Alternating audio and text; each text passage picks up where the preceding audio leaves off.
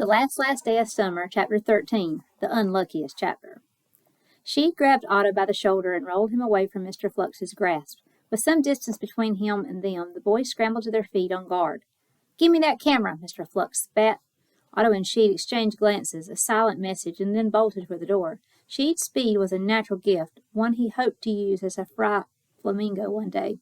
Otto was less athletic, though he kept up when it mattered, like now. Neither boy was faster than Mr. Flux, who moved like snakes in living taffy and malignant rubber bands, slender and stretched. He jetted forward like an eel through water, bending his body around them and positioning his torso between them and the exit, while his legs ran to catch up. His elongated body snapped back to normal human shape. No way out, boys. Otto looked about this way and that, refusing to give up, because giving up was something else legends didn't do. Mr. Flux was wrong. There was a way out, it just might not be the safest, smartest route. "Sheed, follow me." Otto ran for the hole in the wall. There was no time to discuss this. Sheed knew that, the same way he instantly knew what Otto intended they do. "Like a jungle gym," Otto shouted over his shoulder, the only instruction he had time to give before leaping through the ragged hole in the wall. They were 3 floors up. Airborne for a moment, Otto stretched, grabbing at a frozen brick that had been dislodged, then restuck in time when the time suck crashed through the wall. He caught it in a good, solid, life-saving grip. Then it unfroze. He'd expected this, knowing he had but a second before his touch permanently unstuck the debris, so he swung to the next lower piece of frozen brick, grabbed it, then swung to the next, as each previous piece thumped to the ground. Swing, grab, swing, like a jungle gym.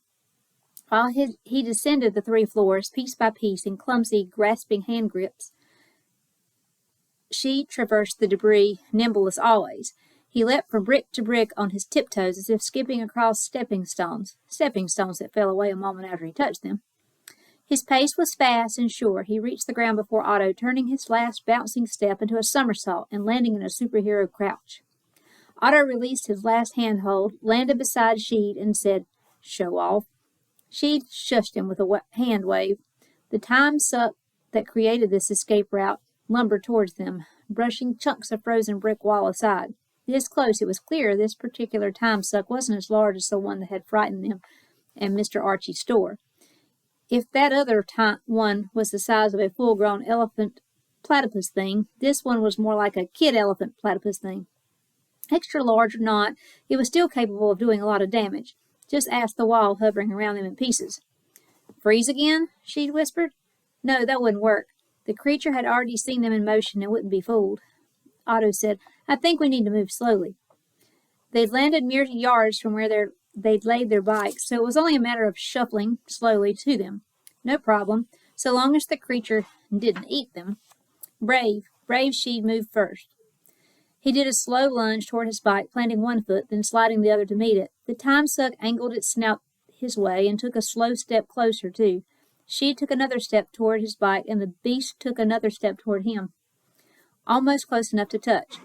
Otto began his slide, wanting to be nearer to Sheed in case this thing turned into a fight.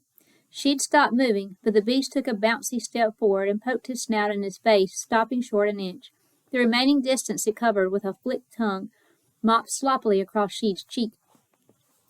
"Oh," Sheed moaned. "Gross. First tentacles, now this."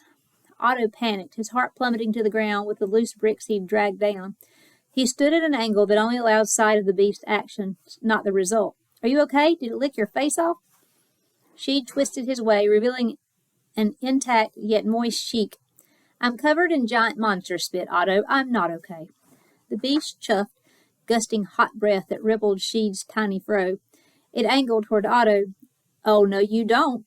Otto mounted his bike. The creature did not pursue its next intended lick victim, eyeing the bike with the suspicion of a dog seeing its first cat. Otto told it, "I ain't gonna hurt you. You ain't gonna lick me either, though." While he laid out those simple rules for the time suck, Sheed gathered his bike and sponged spit off his face with his b-ball jersey. "Grandma's not going to let you keep that thing, you know." "I wasn't thinking about keeping it," Otto lied. He was. It was cute. Clearly it wasn't a vicious creature, for it would have attacked them by now. It had only acted out because of Mr. Flux, Otto reasoned. Mr. Flux made you do things you didn't want to do. He knew that firsthand. She'd said, "We should go after before Flux gets down here. If he's taking the stairs, we've only got a little head start." Mr. Flux didn't take the stairs. A black streak ejected from the hole in the wall above their heads, dropping directly onto the time suck's back. He gripped handfuls of its fur and dug in his heels, riling the docile creature into a rage. "Boys," Mr. Flux says, "shall we continue?" Chapter 14. Manure for you? The boys twisted their handlebars away from the beast, stood on their pedals, and pumped. She'd got off to a good start, having imagined on many occasions that his bike was a street racing motorcycle. He'd practiced fast getaways, fantasized he was revving a powerful engine, and left a skid mark and dust behind. Glancing over his shoulder, he saw Otto wobbling, having gotten off to a not-so-great start. He might crash. She'd slowed up, letting his shaky cousin pull alongside him, then placed a hand on Otto's shoulder, steadying him. The beast gained. She could feel its breath puff at his bike, but Otto was pedaling confidently now, so his lost lead wasn't nothing but a thing. They were together. That's what mattered. "I was fine, you know," Otto said, his backpack bouncing with every pedal pump. "You're welcome," she'd mumble between short breaths. They used every ounce of leg strength to put some distance between them and the galloping beast. It worked, too. A couple of Brown boys' missiles fired down the hill away from Fry High. Otto didn't dare think of how fast they might be going. 1,000 miles per hour, maybe? 2,000? Surely they'd broken the sound barrier, but they were moving too fast to notice. The gap between them and Mr. Flux was widening, as the creature he rode didn't have wheels and couldn't simply coast down the steep incline. If it had been all hill, all the way to wherever the boys were going, something they hadn't decided yet, this getaway would have been a breeze. That was not the case. The base of the hill, a T-shaped intersection where Fry High Boulevard met Hill Valley Lane, was fast approaching. Worse, the intersection was not empty. Frozen cars occupied the road, nearly bumper to bumper, only the narrowest of gaps between them. "She'd," Otto said. I know. If they slowed down, Flux would catch them. If they didn't hit the gaps between the cars just right, they'd wreck and become road scabs." "You left," she'd shouted. "Me right. Split." Their paths wishboned, Otto aiming for the gap at the front fender of a big old frozen SUV, she taking the gap at the back bumper. "Arg!" the boys screamed, understanding this could be the moment when their legend ended. Whoosh! Whoosh! Otto sailed through his gap with inches to spare. A second later, so did she. "Oh!" Otto shouted, excited and relieved and proud and ecstatic and a bunch of other words. She'd laughed madly and screamed, "Hitting buzzer beaters can't feel better than that." They were so caught up in celebrating their awesomeness, they stopped pedaling. Otto squeezed his handbrake and fishtailed his back tire so he now faced the direction from which they'd come. She did the same. The lumbering time suck had just reached the base of Fry High Boulevard, where its path was blocked by the cars. It stopped at the barricade. For the shortest second, the boys thought Flux had given up and taken the lost race like a good sportsman. He jerked the tufts of the beast's hair, and it reacted angrily, wedging its snout beneath that massive SUV and tossing it to the side, where it froze in midair after leaving the beast's path free and clear. It galloped at them, roaring in pain. The chase began again. The hill had been their only advantage. Now they were on level ground, zooming through Fry, zigzagging around frozen people and things. They found their bikes maintained only the narrowest lead over the creature. When they rode down the trash street of Archie's Hardware, they had to dodge all the stuck in midair debris. Flux and his beast ran straight through it. When they took shortcuts down alleys and between restaurants, the beast leapt onto walls and rooftops, chasing them from impossible angles. Zooming past one side street, Otto spotted Mrs. Nedraw in a wrestling match with her mirror tentacles and thought, "This is the worst last day of summer ever for everyone." They hadn't been caught, though, which was good news. But good news often comes with bad, and this was no exception. They were getting tired.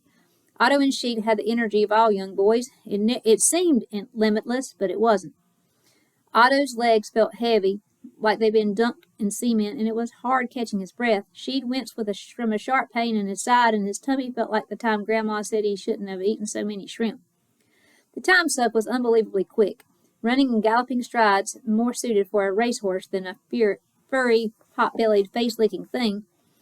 Flux was like a cowboy on its back, gripping fur with one hand, slapping the creature's flank with the other. The boys rode harder. "We can't," She'd panted. Keep this up. Otto had figured that out 5 minutes ago, but was too winded to speak. We should split up. Through the pain in his chest, Otto forced a no. If he could have formed the whole sentences, he'd have explained that they watched too many scary movies to make that mistake. You never split up when the monster's after you. That's just dumb. Then what? Otto swerved around a frozen cat and hopped the curb at Main Street, his brain straining in the midst of exhaustion. Maybe there was a way, something from a previous adventure, like, look, she'd said, pointing towards a rooftop up the street. At the ledge, with an oddly wriggling, person-sized bundle hoisted on his shoulder, was a stranger who dropped out of a sky portal that morning. Still in his not-from-Fry clothes, with his dreadlocks all over the place, he yelled something. They weren't quite close enough to hear him, and the moaning beast on their tail didn't make listening easier. The stranger cupped his hand around his mouth, shouting something that sounded like, manure for you? Is his sack full of poop? Otto thought. Why would we want his sack of poop? To Sheet, it sounded like mature cuckoo. What? Closer, with the stranger straining his voice, the call was clarified. He screamed, Maneuver 42. Maneuver 42? That was genius. Also very stupid. They were out of options, though. The Winda boys didn't have to waste any more breath communicating what came next. All energy poured into the next mile in order to execute Maneuver 42. They aimed their bikes away from Main Street, away from town. They were heading into the gnarled forest towards the Eternal Creek, which was more like a narrow river, but people in Logan didn't like to name things in a boastful way. Not only was it like a river, it was like a deadly river, easily in the top 3 most dangerous places in Logan County. And maneuver number 42? They were going to have to jump it.